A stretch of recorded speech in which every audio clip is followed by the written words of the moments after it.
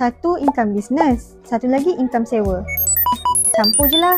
Oops, ramai ingat semua income boleh tolak belanja sama je. Padahal income business dengan income sewa kena lapor berasingan sebab kategori dia lain.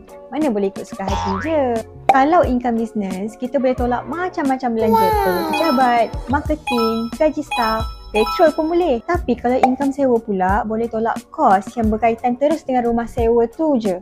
Macam cukai pintu, cukai tanah, insurans. Bezanya lagi, income business ni masuk bawah borang B. Kalau income sewa individu, masuk bawah borang BE. Atau borang B kalau ada bisnes lain sekali. Kalau dalam syarikat, memang dua-dua pun kena declare bawah borang C. Tapi, tetap asing dalam akaun.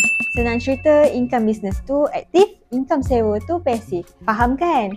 Jom sama-sama bijak cukai. Nak kami bantu mudahkan pengurusan kewangan anda? DM kami sekarang untuk semakkan percuma.